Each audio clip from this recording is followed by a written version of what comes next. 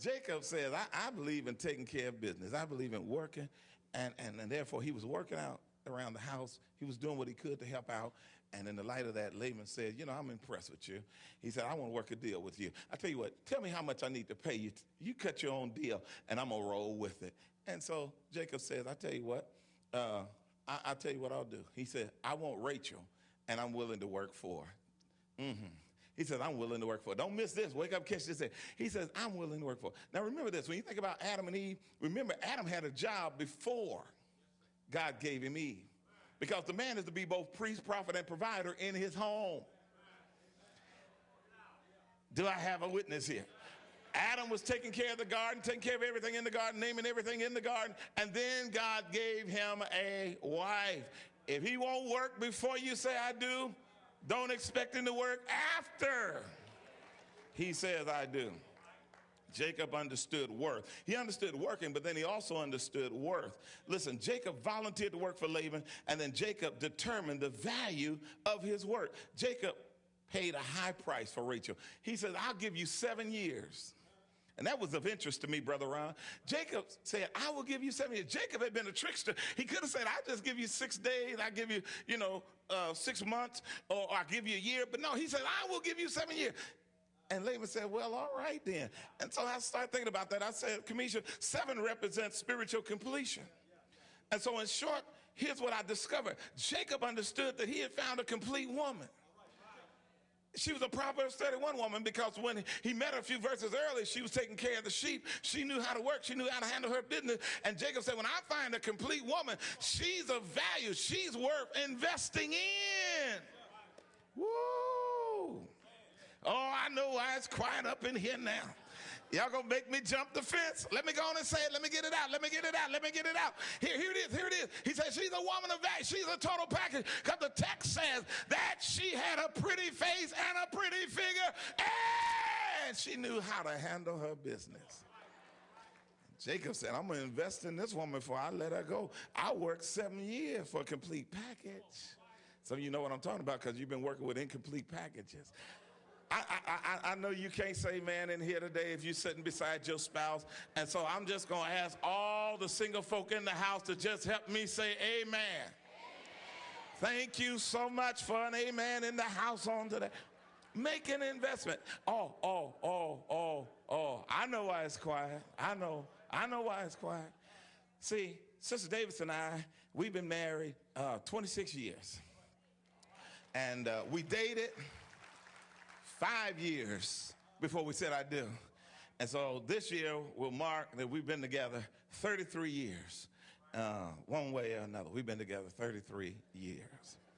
And see, I've discovered some things have changed since, we started in the dating game, since Dave, some things have changed.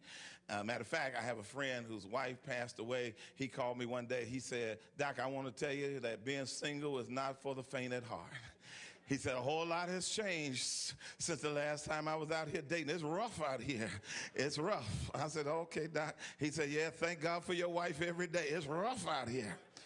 A couple months later, he called me back again. I said, hey, man, what's going on? He said, I just called to tell you this is not for the faint at heart. It's rough out here. My God. Ow! Thank you, baby. For 33 years, I heard it's rough out there. But back in the day, a man, would try to show that he's able to provide. He'd show that he's a big baller and a shot caller, And even if he didn't have it, he'd go out and he'd tell her, go on and get whatever you want. And then he'd wait and order after you order to make sure it doesn't exceed his pocketbook. His wallet, I need to clarify that because some folks get some stuff strange. And so in the midst of, you catch that on your way home. And so then he hoped that she wouldn't order dessert. No, I hope she don't order dessert.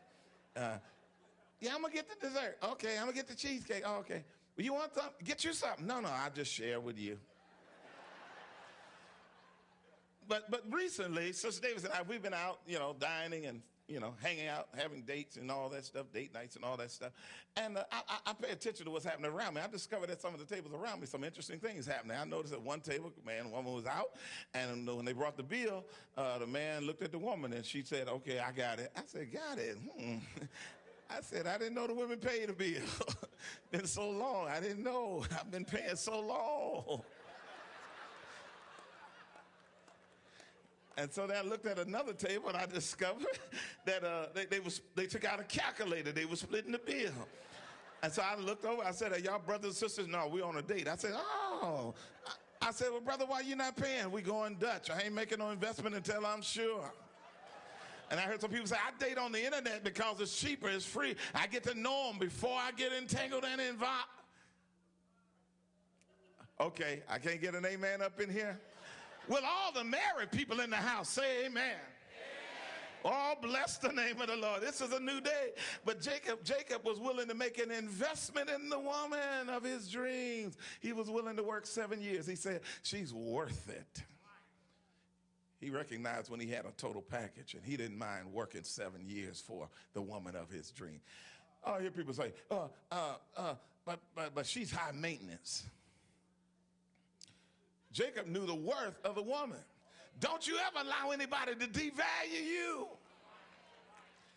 You get impressed because he's driving a Lexus or Beamer.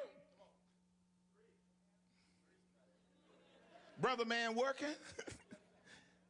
You know, you'll catch that on your way home too. Benz, you know. But when he bought that car, he thought about the fact that it was a high-end luxury car. And with high-end luxury cars, they have what is called a routine maintenance schedule. And if the brother won't miss the routine maintenance schedule on his car, you ought not allow him to miss the routine maintenance with you. Tell him, "My nails need to be done. My feet need to be done." It takes a lot to be unbelievable. Come on, preacher.